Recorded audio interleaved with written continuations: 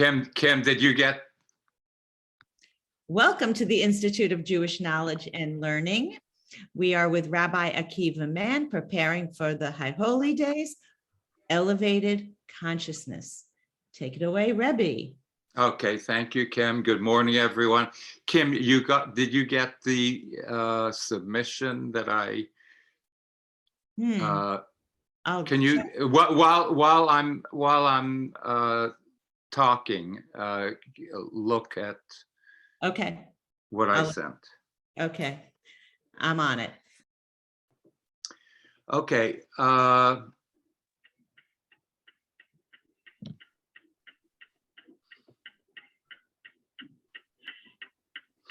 Friends,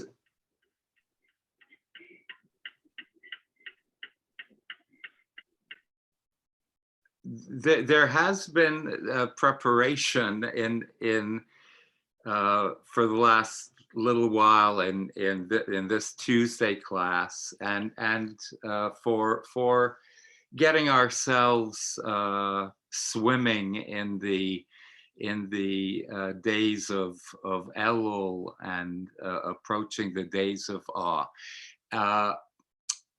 So I want to begin with a little discussion about what exactly we are doing and preparing for, and to put it on in a certain context, what we are attempting to do during like the days of awe. Just let me get a full gallery of you here.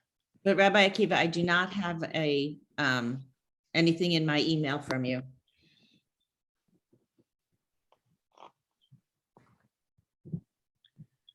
Are you really? Really? But you sent it today? Yeah.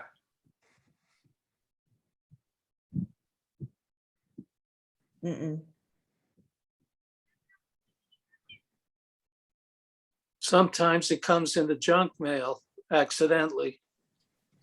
I emptied my junk 10 minutes ago. Because it has sent. Okay, and the word it. I don't have anything. Well, while we're talking, I'll try to resend it to you. Okay.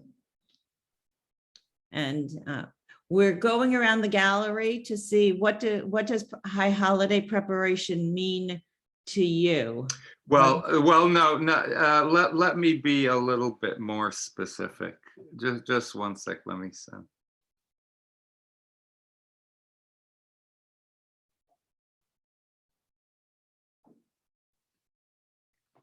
Kim, I just sent it and it said sent. So yeah, you're so good. You're so okay. Good. Okay, so friends,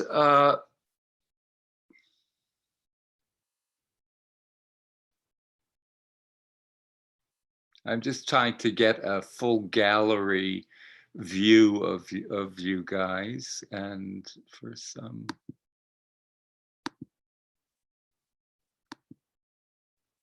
Here we go.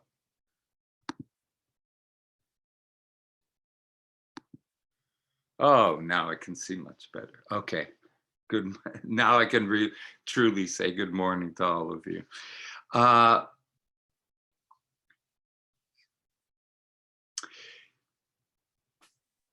So friends, last week we were speaking a little bit about the idea of Yom Hadin, that Rosh Hashana is one of the three major names. We have three names of one holiday. One is Rosh Hashana. It is never called in the Torah Rosh Hashana. Rosh Hashana is really a Talmudic term. In the Torah, we have Rosh Hashana as Yom HaZikaron, the day of remembrance, and we're gonna be talking a little bit today of the significance of what is this day, what is remembering what day of remembering what exactly. But so we have Yom HaZikaron, which we're going to get to, but we spoke about Yom Hadin, the day, the judgment day, the day of judgment, and there has to be an understanding of that, and I'd like to get, to the root of what this judgment business is all about.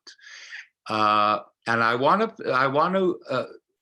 to suggest and propose the idea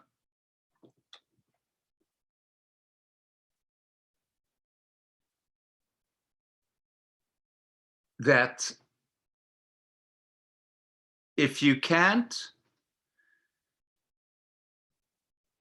wrap your mind around a God, a divinity,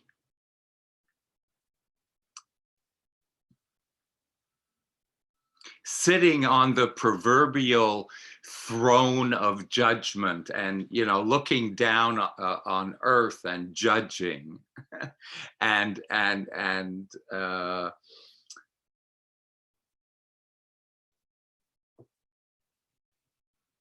taking the earth and taking each nation and each community and then each individual and placing judgment like that.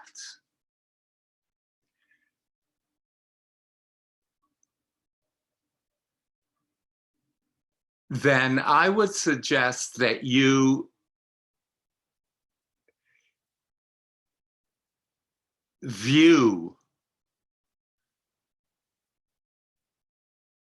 Rosh Hashana and the days of awe in general as a period of time when you are, as any good business person will do, there's a certain period, there's a certain season of the year when inventory is taken. What has come in, what has come out, right? Unless you do inventory and do a certain accounting in the business world, one is going to find themselves totally inundated with pieces of information that are going to pile up. We are going to lose control of our business's entire well-being, and things are going to be so confused and mixed up that one's business is going to go out of business.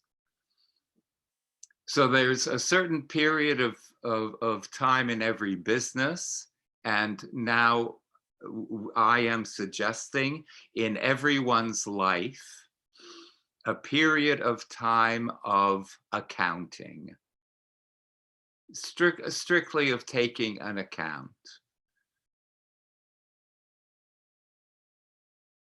And if you can't wrap your heads around a universal kind of judge, then I suggest that you very much personalize this type of inventory taking, because just like every business, every human being we get, our lives are so complicated, and our inner lives are yet even that much more complex, that without taking time for inventory, we get filled up with too much,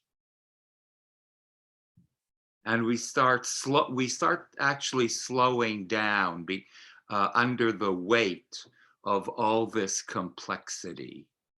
So there has to be a certain period, a certain time when we are able to throw out the old invoices, the stuff that doesn't really matter any longer, and to clean off our chalkboard and clean the slate, so we can begin anew.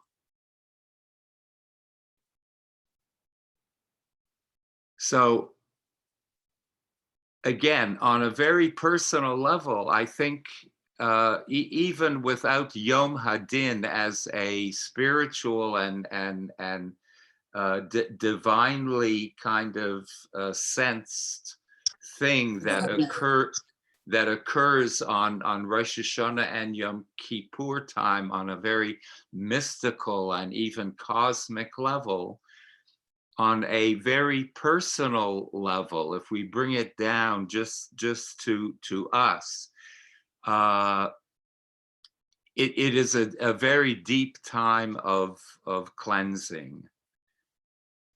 And we can go years and decades without such a cleansing, but then our lenses are not that clear.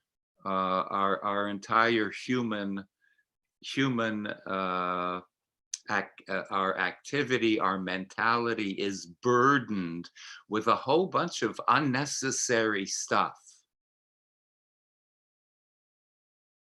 So I want a little input, a little expression from you guys in terms of really using this time, this season of the year,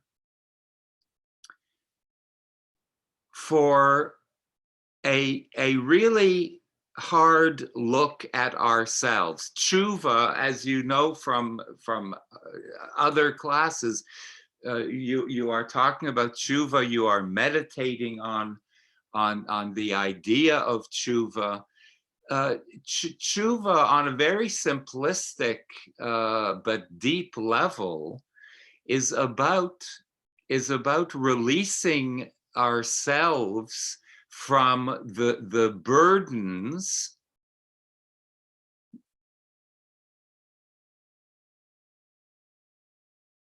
that tend to weigh us down. And Rosh Hashana and Yom Kippur is an opportunity to lighten our burdens.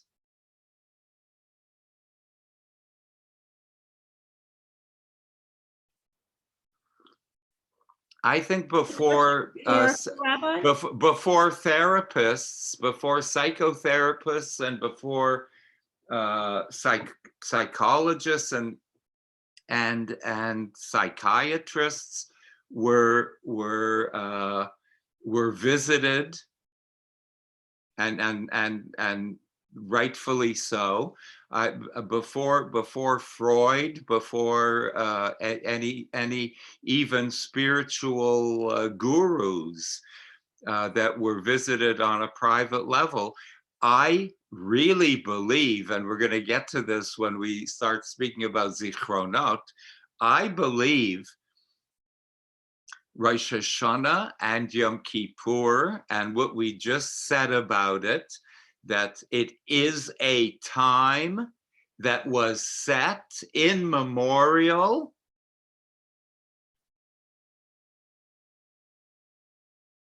for self-psychoanalysis.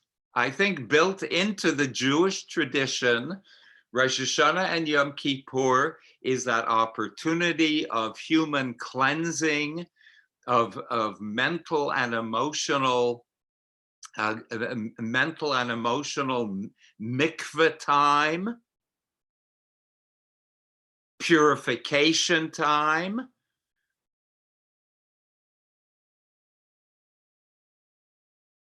And I think Rosh Hashanah and Yom Kippur from the beginning of our tradition was a training period, was a training day for us that was established in our tradition for psychoanalysis, for cleansing, for introspection. It was built into our tradition. The whole month of Elul and 10 days culminating into Tishrei of Yom Kippur, a whole month, nearly a month and more than a week of kind of intense introspection. And this was built into the calendar, built into the nature of Jewish worship. I think it's a beautiful thing. And it at the same time that it is a very spiritual thing, if you want to put a different lens on it, it is an absolutely human thing. If you don't want to emphasize the spirituality of it, we can concentrate on the human side of it. At least once a year, there needs to be a human cleansing in order to restart to restart ourselves and renew and rejuvenate ourselves. So in all levels, on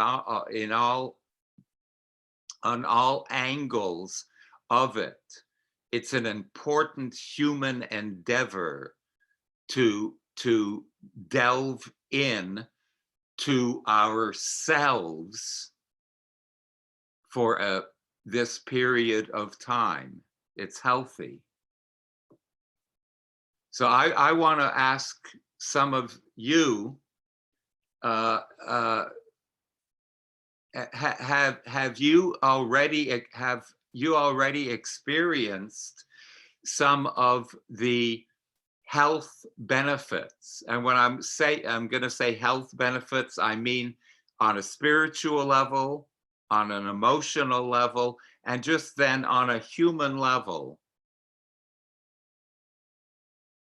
Have you already, or are you able to foresee at the end of this period of the season of awe, can you see for yourself like these health benefits that are going to come and that create in us a certain sense of a new starting point? I think creating a starting point for ourselves after the tshuva process is an extremely important spot to find ourselves in, because if we view things, friends, as one long ausgeschleppte continuum, I really don't think we have accomplished what Rosh Hashana and Yom Kippur are there for us to fulfill.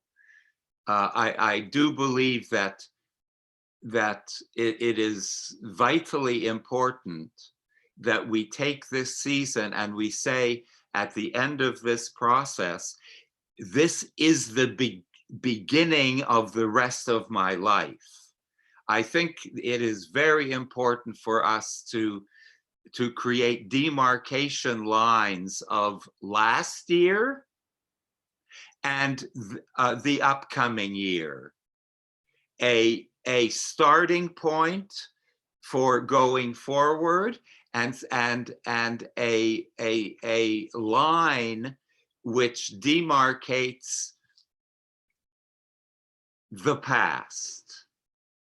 Although the past is always part of us, but there is a certain departure from last year that we have to make on Rosh Hashana from last year to this upcoming year that creates demarcation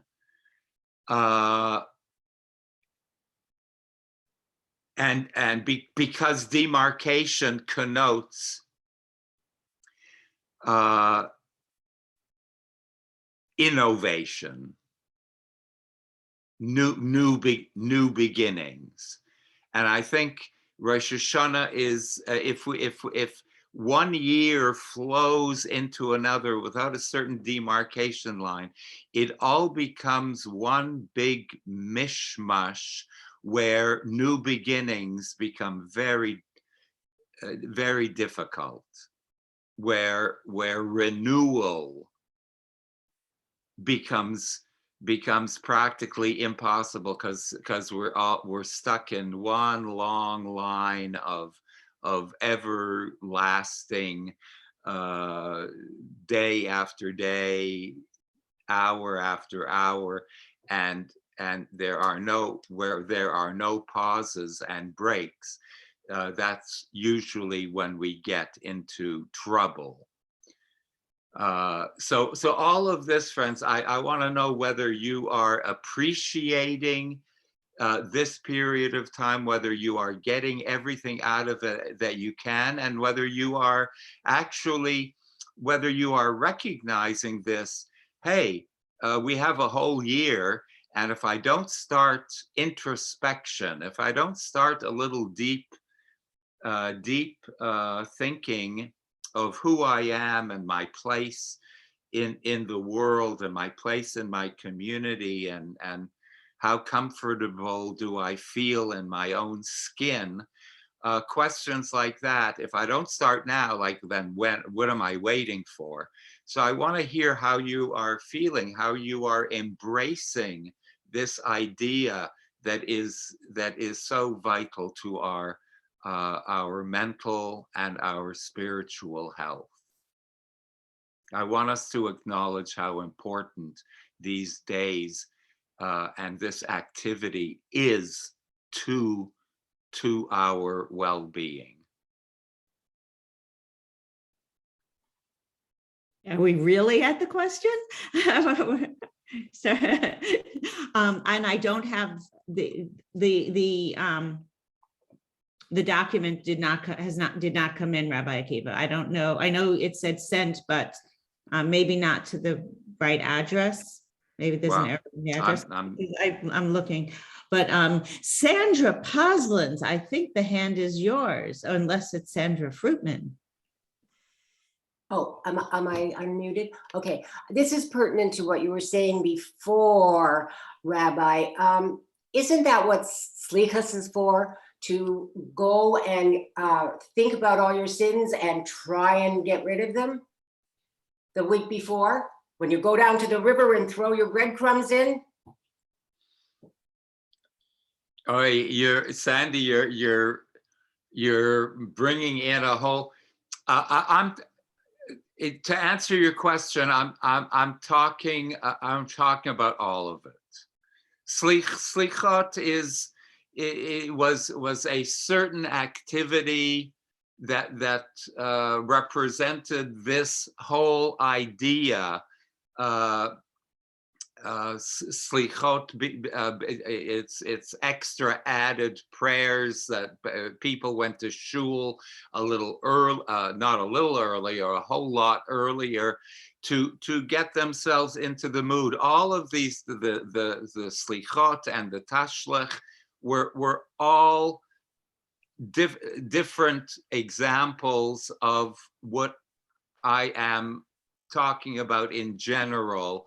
It was a time for introspection, whether it be introspection of the errors and sins that I did, or introspection in my character traits that have gotten out of hand recently. Those are all examples of the self-improvement that we are attempting at during the entire High Holy Day, the Yamim Noraim period. Now, Yes. Marcia. So the answer is yes. Okay. Thank you, Marcia, and then Bruce.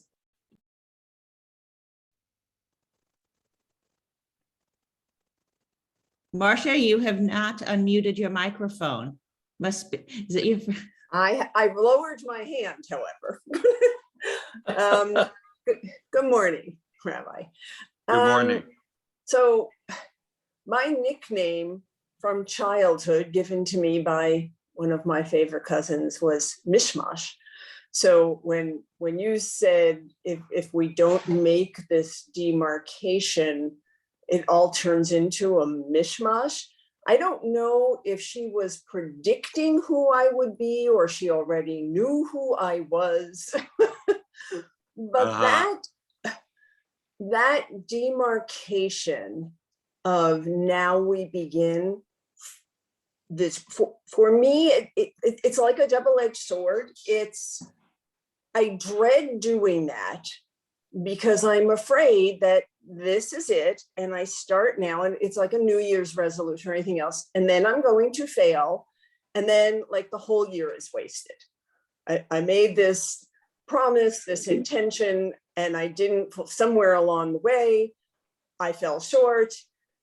And I know, No. right? But on the other hand, I also feel that it's kind of like the mantra for someone with an addiction. Someone with an addiction is in recovery. I feel like I'm in progress, and each minute, it's one day, 1 minute at a time. Each day is a chance to start over. I am stuck between those two things on a regular basis, hence the nickname Mishmash. So, can you straighten me out? I just have a vision of your brain as a mishmash, you know. Oh my, yes. Yes, I also have ADD, so it's, you know, yep.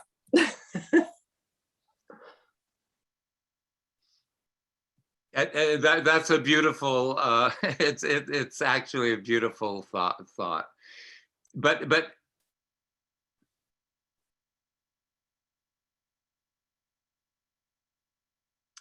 you know,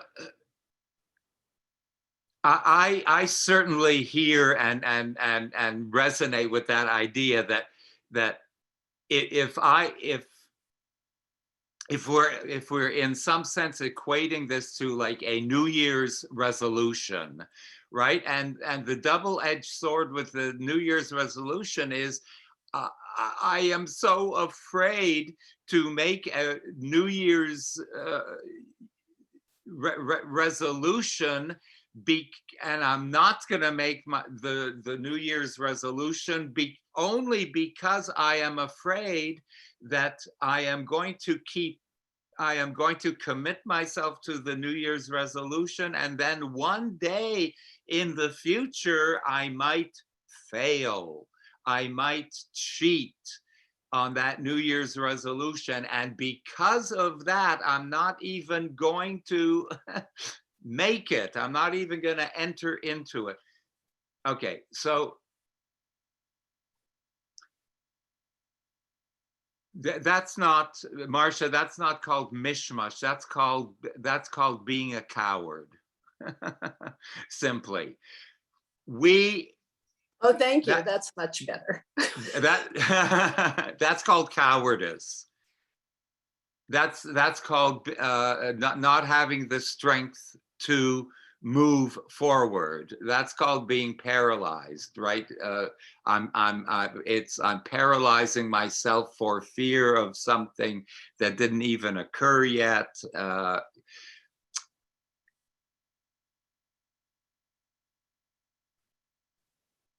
I think part of the tshuva process has to be full-fledged, unadulterated resolution. I think we have to rely on our maturity to say, there is an impossibility of me getting out of this state of consciousness, out of this position, unless I make move A, unless I take this kind of approach. And I think resolution is like part of the ingredients of tshuva. Is Kabbalah al, what one is to recognize the problem. The middle one is not to repeat the thing that is causing the problem. And the third ingredient in tshuva is Kabbalah al ha'atid, is a resolution for the future that I have to map out for myself a different course. And the Marcia is bringing up a great point. I mean, it can turn into, this new course can turn into a fear, a built-in fear of this new course. How am I going to do on this new course that I am establishing for myself? What are the pitfalls? What are the detours that I am going to find on my new journey? Yes, all of those are involved, but a commitment for a resolution to something that we have already established as being a problem for us, that's part of the tshuva thing. The resolution has to be firm, and has to actually, I really strongly believe, has to be demarcated. I have to separate myself from my old self and introduce myself to my new self. That's how the human nature works. That's what the old ancient Hebrew, but now it has become a Christian expression, but it really is coming from ancient Jewish teachings. Rosh Hashana is a time for rebirth. We can truly say that from one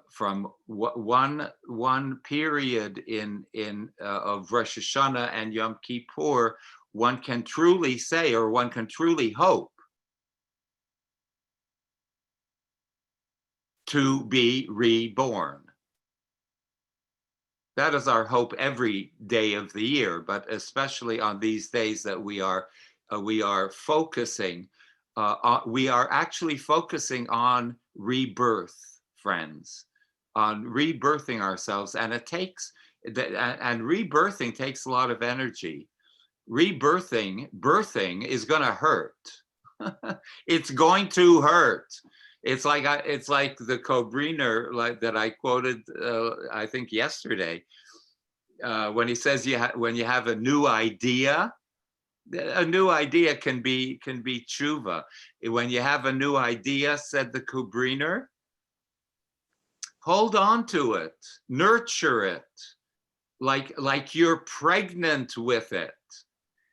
And I don't know whether I mentioned yesterday, but he says, he says, when you give birth to this new idea, when this new idea becomes manifest in your life and within your life, he says, in parenthetically, he says to his students, he says, and when you do give birth finally to this new idea, after it has been nurtured and you fertilize it and you grow it, he says, know that right before you give birth, it's going to hurt like hell. Just like birth, just like natural birth. Giving birth to a new idea within yourself.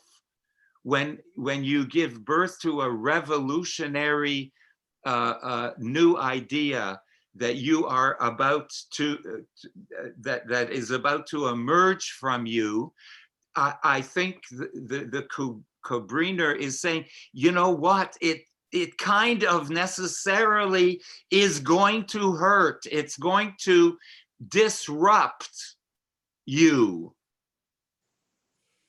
And disruption in a way like hurts, and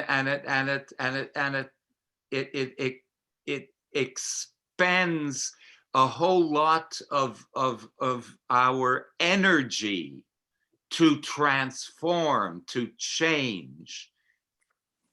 It really hurts to change and to transform.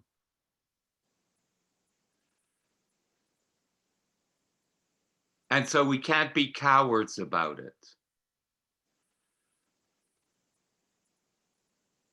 Because it does require a certain amount of mental and spiritual eagerness. The lineup is long and the time is short. Bruce? Yes, hello, Rabbi. I have to get this. Kim, would you just cut me off at a certain point if I don't stop? For over 21 years, I've had the blessing, the opportunity to be connected to IJKL and you and the group. Between that and the Torah and my wife, so I have monitors, which is helpful for feedback, and thought and provocation and so forth.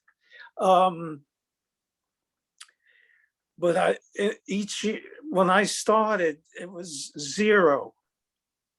Before I started, I don't know, it was below 0. So each year, I run into the days of awe and the things you say about self-reflection and repentance. So here's what I did. This year, I looked at my iPad, which has a 12,000 JPEGs that I've taken or have downloaded, combination, through the last, well, it covers even beyond the 21 years of my life.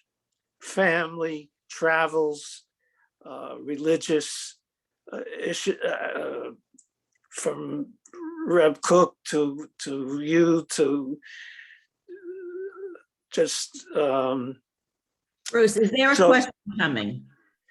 yes, what I do, my understanding was that it wasn't necessarily a question, but a comment on what I do to experience, if I'm not mistaken, the days of awe. And I'm saying that I look through the slides, the photos, and think about, it could be in Bern, Switzerland, it could be in Haifa, Israel, it could be in Mexico and Canada and all through Europe and the concentration camps and so forth.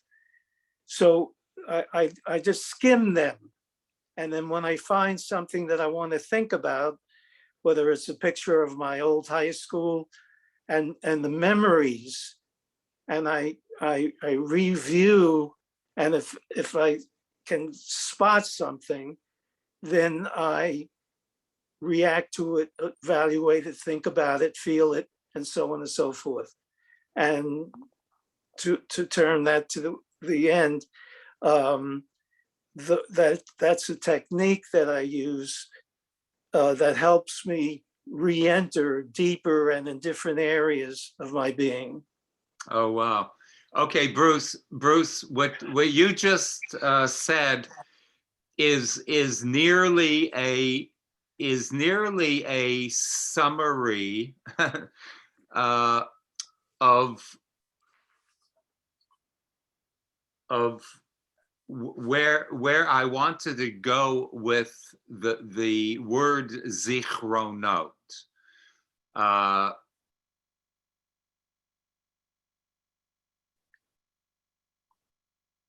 Okay, so Bruce, hold on. Oh no, we have time.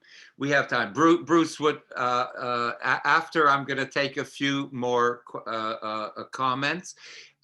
We are going to be speaking about zichronot, which really means, coming from the word zecher, which means memories. The threefold ingredients, the tripod upon which Rosh Hashana is founded, in the words of the sages, which I mentioned last week, we talked about it a little last week, what was encapsulated in 3 words: Malchiyut, kingdom, which is translated as kingdom; zichronot, memories or remembrances; and shofrot, and sound and soundings.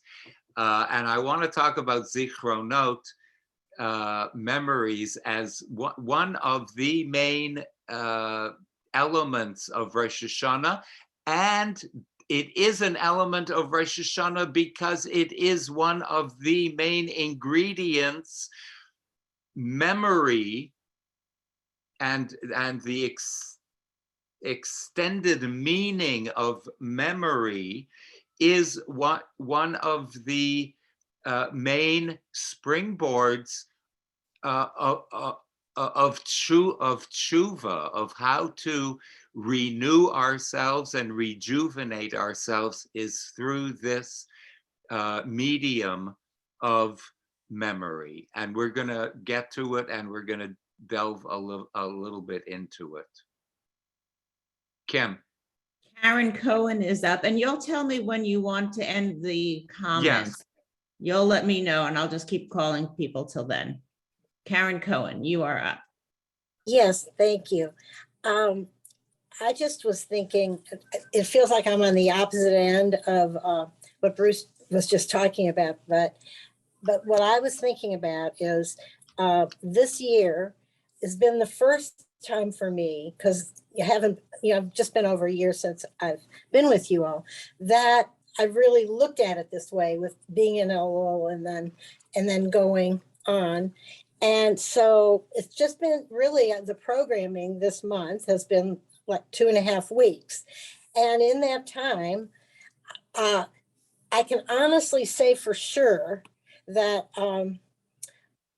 one time during a meditation, doing a meditation class, and in the other classes where we've been learning and talking about this, I've had these thoughts of things about myself, like having to look at it from a different direction.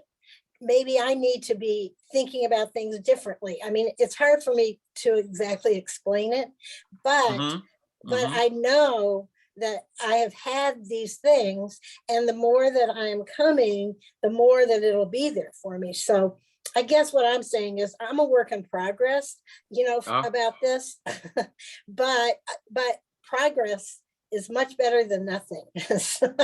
Oh, Karen, I really love that. I really appreciate that, because I love to hear from people that are ready to admit and that think that they are a work in progress, because we are all works in progress. Those that have been exposed to these teachings for 20 years are also a work in progress. Karen, we are all works in progress. Our starting lines are sometimes a little different, but we're all ultimately all in the same boat as you. Our starting lines are just a little different than each other, but at the starting line, we are actually we are all babies at our each of us at our own starting lines. We are all works in progress. We're all little baby. We are all reborn, starting at a certain point. So I really appreciate that. And those of us that think that we are pros at it, we really are not. We really are not. Thanks. Thank you. And if you think you are a pro, then you still have a lot more work to do. Joan, you're up next. In listening to others speak, it occurred to me that if we were going to talk about what preparation for Rosh Hashana is all about, like it was a business, it's taking inventory. And a business cannot know where it's at or where it's going without taking inventory. And for myself, there is a huge difference during this time. I don't do New Year's resolutions. To me, it's just a step going nowhere. But I work really, really hard during this time. And I look at it as an opportunity to empty the trash. I evaluate who I am, where I want to go, who I want to become, and I can create a path, a guide to get there. And it doesn't matter if I succeed. If I don't try, nothing's going to change. But it provides me with an opportunity to recreate myself and move forward. And without emptying, there's no room to fill. So for me, that's what this time is all about. Beautiful, beautiful. That's how I use it. Beautiful. For Joan, for you that have been experimenting and delving into this stuff with a focus for years, I want to ask you a question. Do you, talking about like taking inventory and stuff, do you find that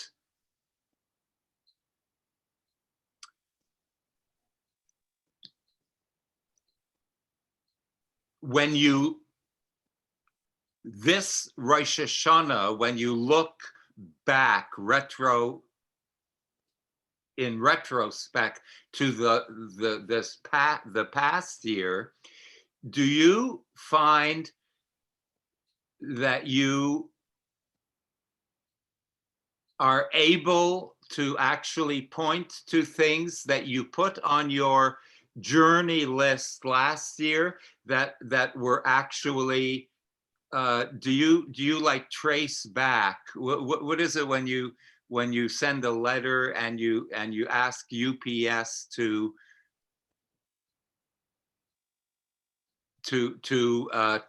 like a tracking bill, you know, when you ask UPS to track the letter that you send, are you able to track, or can you tell our chevra how successful one can be in terms of tracking one's journey of last year and saying, hey, I Taka went on this journey and accomplished and rode.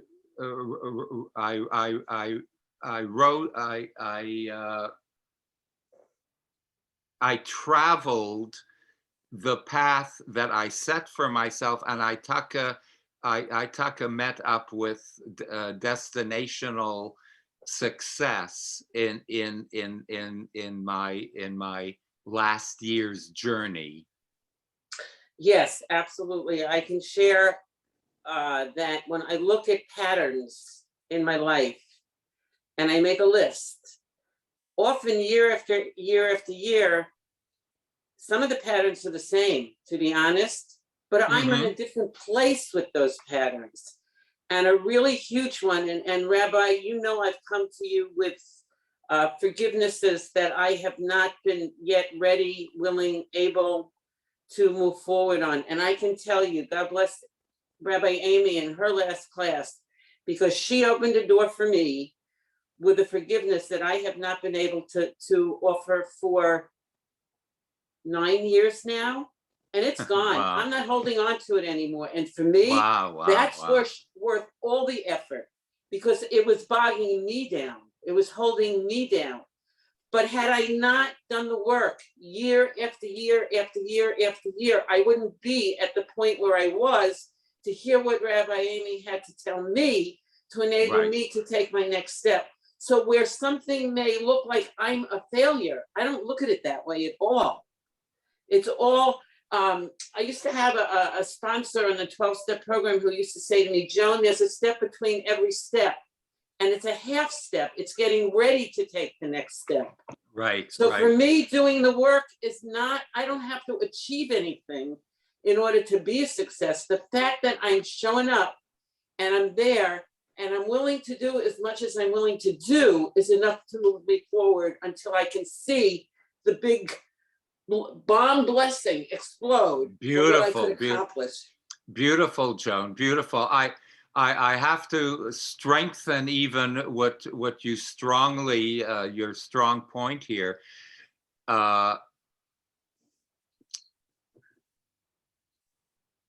The false impression about Rosh Hashana and Yom Kippur, even in the name of the days of awe, the days of awe is a great name, but also can be discouraging. You know, if I'm not gonna come to a place of awe, then I'm not doing my job, and that is not true. I every year I emphasize that if we are successful in making one baby move on an emotional, on a spiritual, on a in places, in deep recessed places that I have never touched, and I am able over Rosh Hashana and Yom Kippur and the Aseret Yemei Tshuva and the 30 days of Elul, anytime, if I am able to make one little baby step, if I am able to literally make one crack in my heart, because the entire purpose of Rosh Hashana and Yom Kippur is to crack ourselves a little bit more open. Remember that.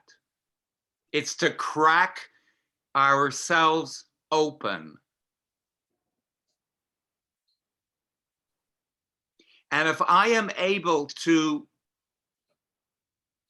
create this little gateway, this little crack in the egg that is going to allow some of the deep recesses of my sincerity, of my depth to be accessed, if I'm able to make one little baby step in that direction,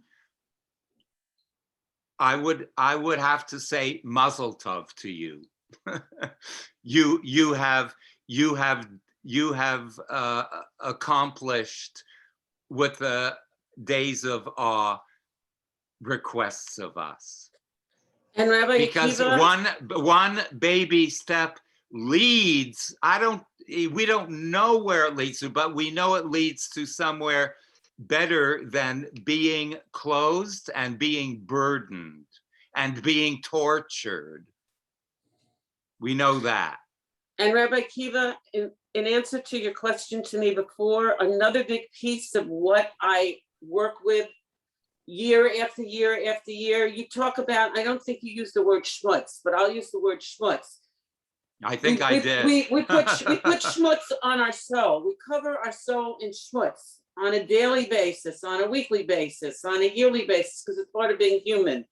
And what this time period allows me to do is to see that schmutz and clean it up so that I'm not walking around with as much garments on my soul, and then I can live more in alignment with my soul, and life works better for me, and I like myself better. So that's Beautiful. another thing. Great, great, great. And mutiny, Mike Selzer, and then Marion.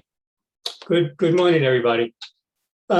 So much of what everybody has said has been summarized in what I had been thinking, but let me just kind of go through this quickly. So I started off thinking of it as a letting go of what is. You know, we come to this time of the year and we want to let go of the past. We want to let go of what is in our minds, in our body, spirit now, and get started over again. In a similar way to meditation. If we're meditating on a contemplation about God or on the breath, and we lose track of it, we just let go of losing track and just begin again. It's just the starting over again. And Bruce had mentioned 12,000 beautiful photos that he has as a collection.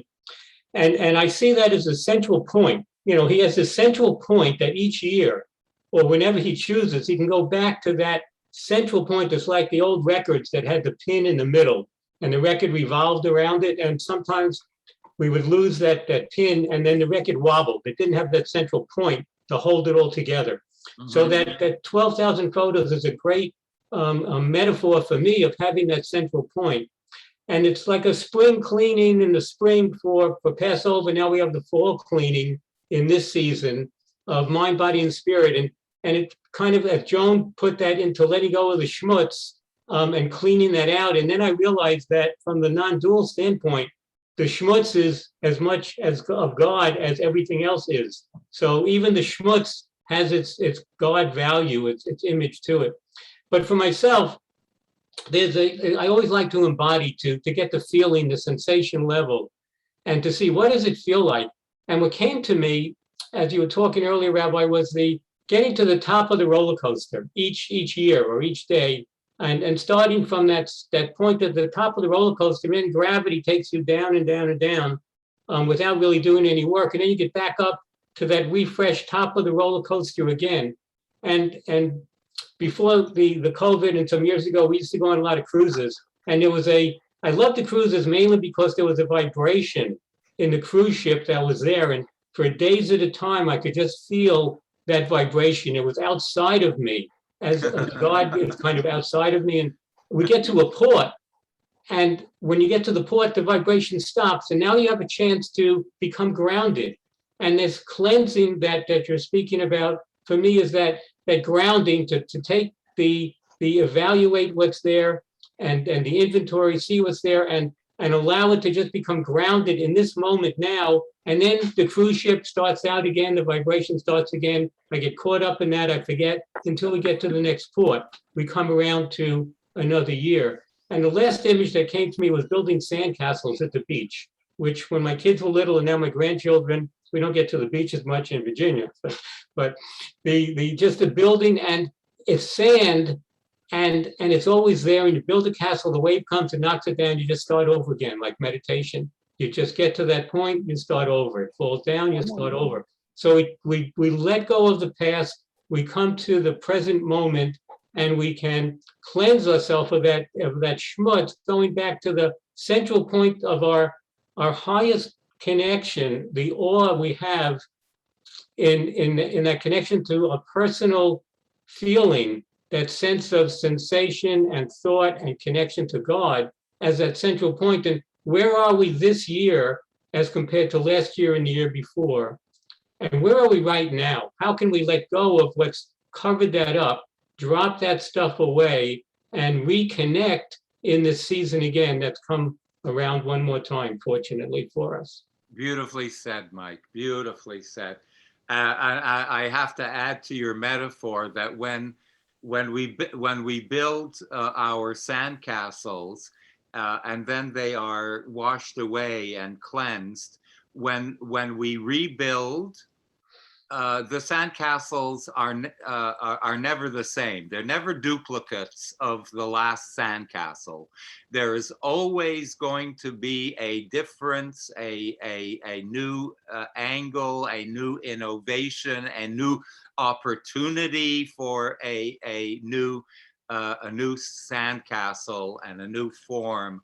To be made manifest. The sandcastles are never the same, even though we have one like basic framework, but they never ever turn out to be the same as the last one. Right. Thank you. Marion, Morgan, you're up. Hello, If you Kim. Thank you. feel Yeah, yourself- oh, there you I've are. been, speaking of sandcastles, I'm just getting back from the beach.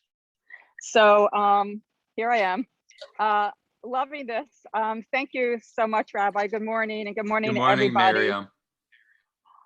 Oh, wow. You know, this is such a hot topic for me these days. I personally, I mean, I've been in a 12-step program for many years, and I have gone through the process of the steps, and I love that notion of the half step in between.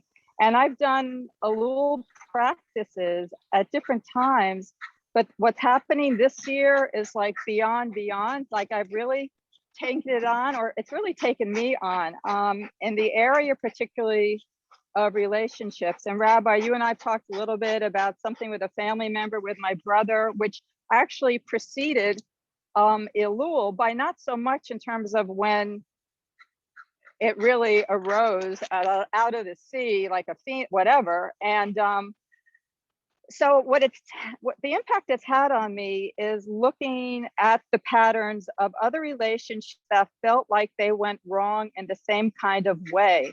And I've been following your practices.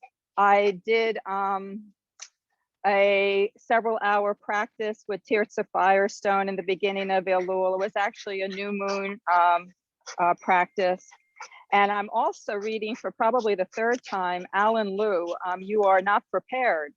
And Yes, between all yes. of it, I am getting very unprepared for the surprises that are coming that actually have been quite painful, really painful, to the point that I, quote unquote, wanted to take to the bed of what I was seeing. And then as I've worked through it, much to my surprise, I started seeing another trend, another pattern, being hard on myself. And what happened is that I started to see, in terms of these relationships, whether it was, whatever my part in it was, the part that wasn't my part, I got to feel right about. And what was taken away from me in this process is that energy inside my body of where I felt right. And instead, I felt free. And I had space for whatever happened to anybody else and whatever that part was. And so last night, after several nights of dark nights of the soul, last night I felt a enlightened moment of the soul. No. and went to the beach and took it with me and got in the water and didn't think of it as a mikvah, but that's exactly how it felt.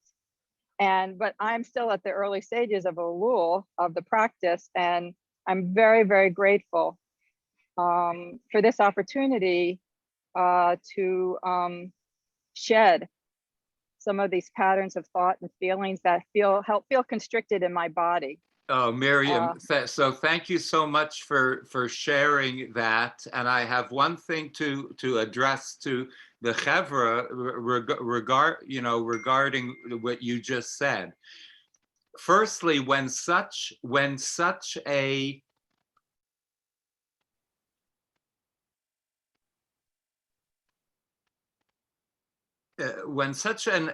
I would even call it an epiphany, when such a revelation comes your way, especially after a period of immersion in dark places, when such a breakthrough occurs, when such a cracking takes place internally,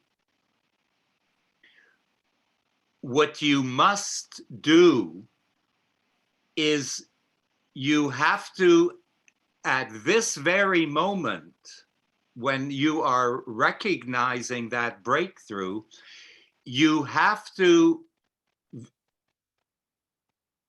super consciously decide in your mind and ask yourself, how can I hold on to this very bright revelation of mine? How can I disallow this from flying into the air like a bird and never be recaptured? How can I hold on to it so tight that it will never let me go? How can I embrace this revelation, this illumination in my mind, in my realization? How can I hold on to it, as Mike said before, as a permanent vibration that underlines my entire being and my entire future? How can I make it permanent? And again, permanent never means permanent. Permanent means that it's going to go up and down a little bit. But how can I embrace it? Rosh Hashana and Yom Kippur is about. It's not about a fleeting transformation, a fleeting tshuva, but it's rather, it's taking a realization and implanting it deeper and deeper and deeper into us, that it becomes part of me, it becomes integral to my organic self. So Miriam and everyone else that might be experiencing something, be very conscious of how to hold on to that. Thank you. I will.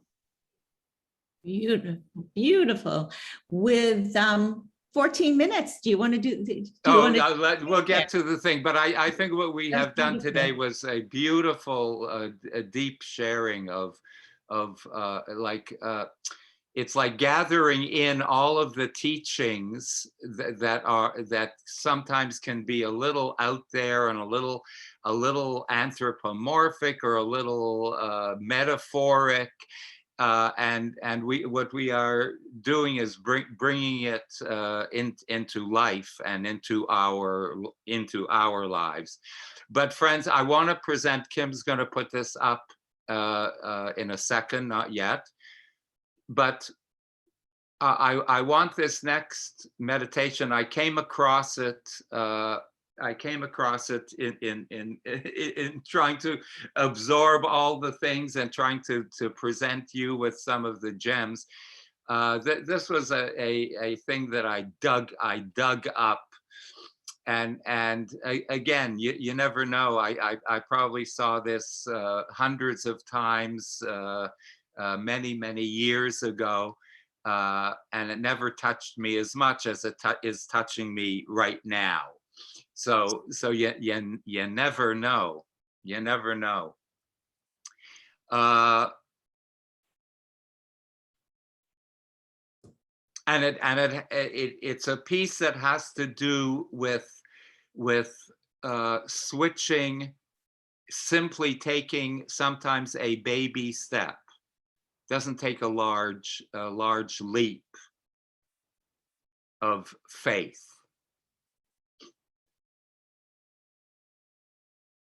It doesn't take a large leap of faith. It takes a baby step sometimes in order for us to be able to turn a 180 in our kepelach. In our states of consciousness, sometimes it's a little tiny gem of wisdom. Sometimes it's a hug from another person. Sometimes it's something a second of something that you saw on TV that is able to switch your state of consciousness a 180. And once it's turned a 180, like I told Miriam, if something was able to have the power to transform our state of consciousness, why not sometimes invest and stay there for a while? What we often do is we allow that moment of epiphany to fly away. Why not stay there? Why not give it a home for a little while? Why not have it be a dwelling, create for yourself, be a dwelling place for such ideas? So this idea, friends, this poem, basically that I dug up, what I think is a major theme of a course that we should be thinking about over Rosh Hashana and Yom Kippur. It is a major theme, and you in your own ways can apply what the author is trying to say, and apply this in a very personal way. And once you do that, try to describe the baby steps that you personally are going to take in trying to fulfill and make manifest what the poet is suggesting to us. Okay, Kimala.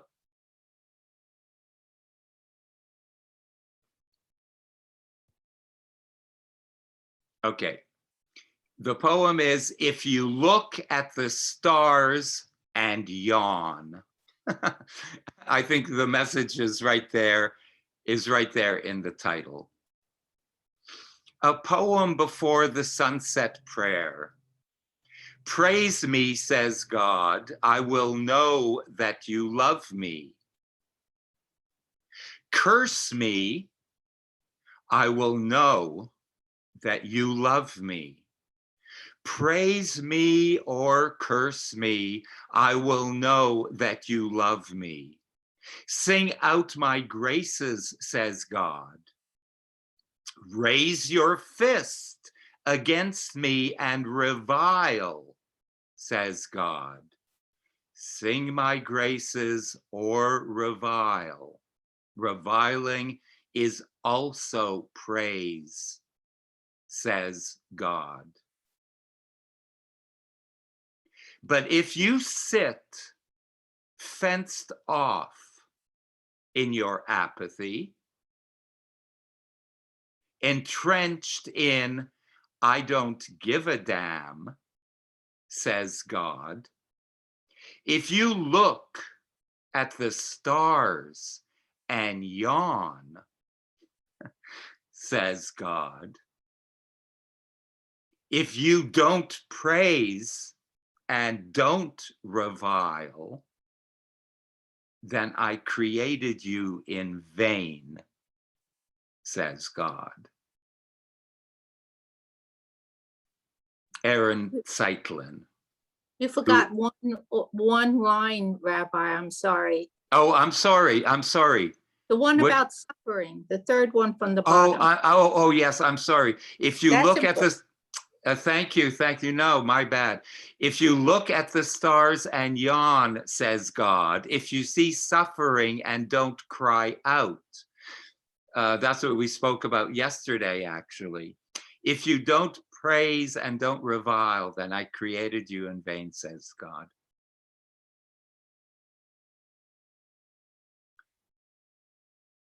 Friends,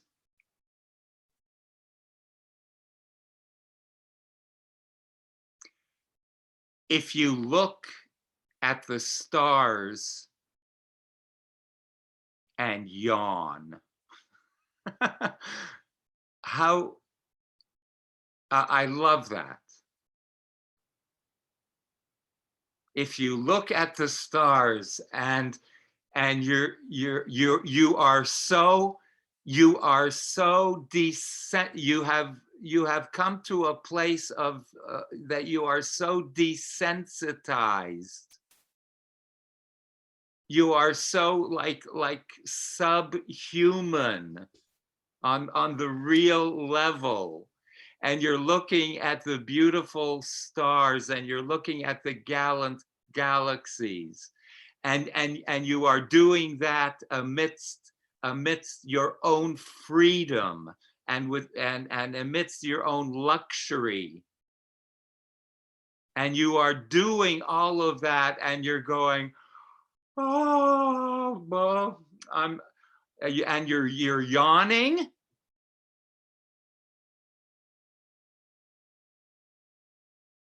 You're yawning.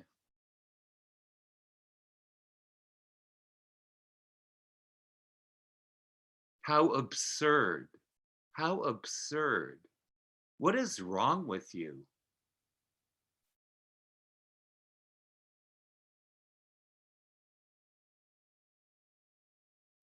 I think we yawn too much, Chevra. I think we yawn too much. I think when we see friends, we hardly get when we see friends, when we are doing this, what we are doing. I think there is like this, like Mike's motor on the yacht. I think to an extent we are in a perpetual yawn. There is a vibration that has infiltrated our consciousness that is like we're in a subconscious yawn until something like really crazy and exciting happens, where that should not be true.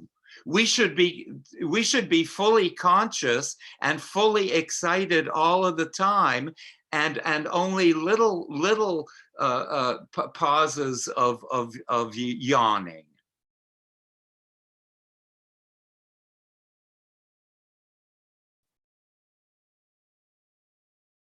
So Aaron Zeitlin is, I think he mirrors. I think he mirrors One of the high holiday prayers, friends, is Shema Kolenu, okay?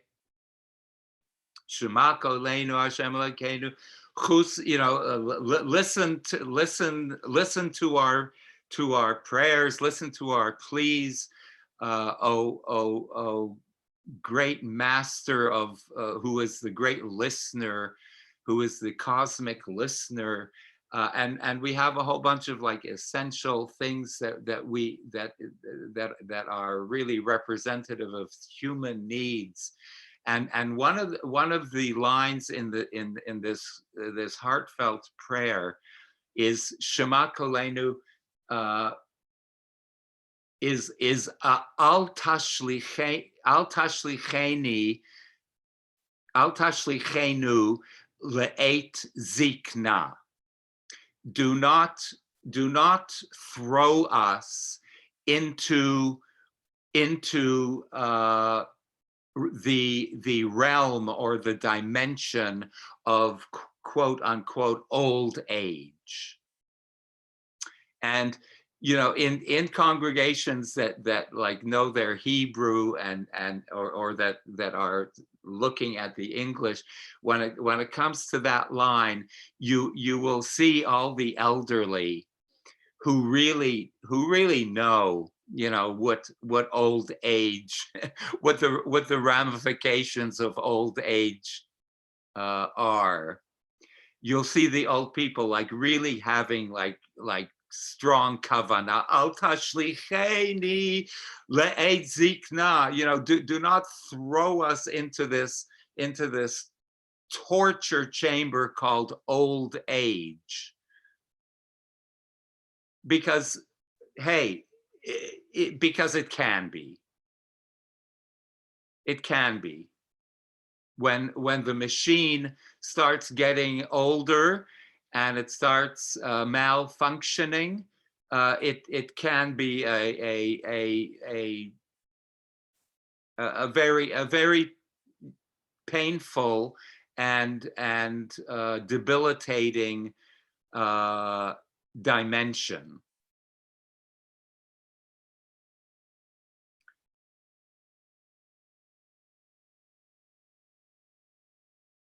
But I think it was, I'm not 100% sure.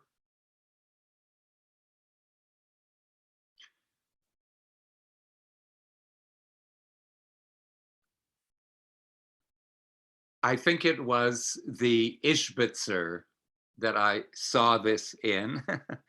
That I saw this in. Hi, thanks, Debbie. That I saw this in is he had a twist on Al tashlichenu le'et zikna. Do not throw us into this dimension of old age.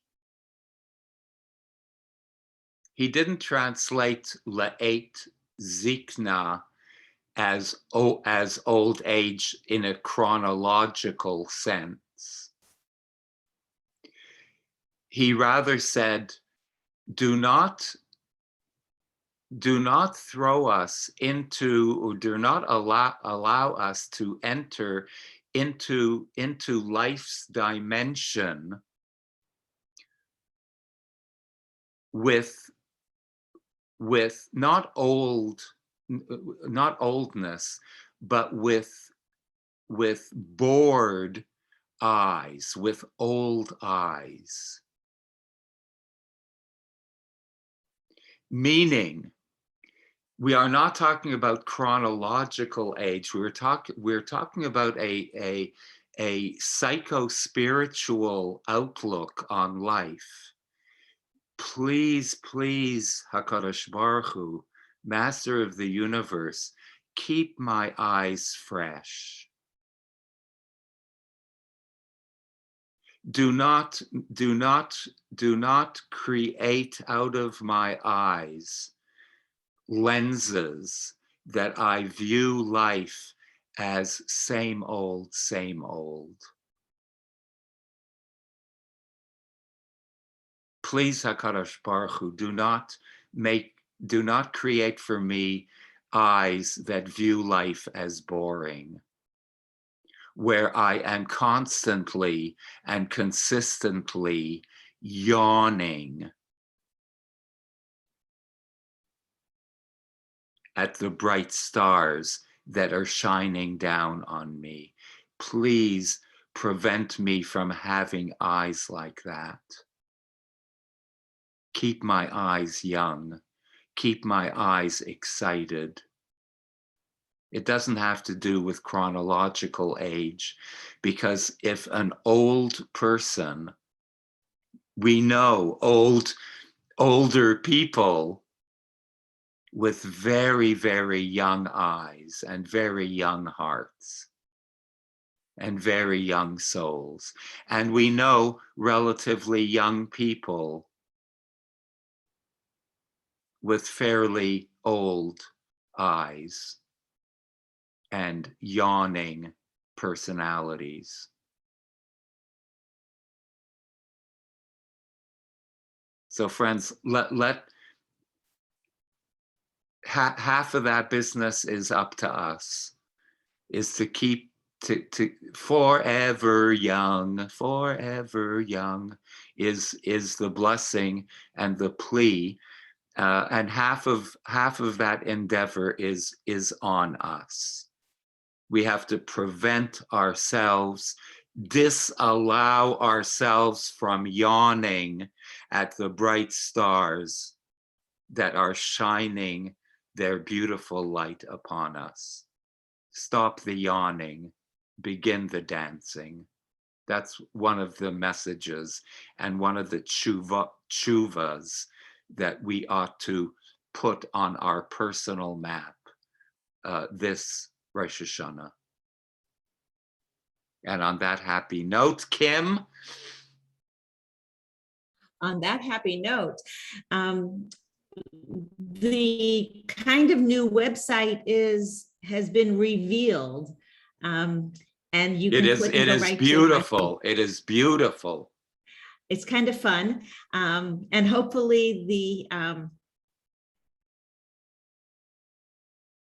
you're motivated to participate in some of the High Holy Day programming. And if you have not already, in the beauty of trying to sign up for the High Holy Day programs, you'll find out if you have a proper badge. So if you try to sign up and it says you do not have an active class pass, assume there's a bug in the system and call me. And we have Sandra starting at 12:30. So I'm so glad that we're a little bit on time so that we can have a little bio break before we get to Sandra. Thank you, Rabbi Akiva. Okay.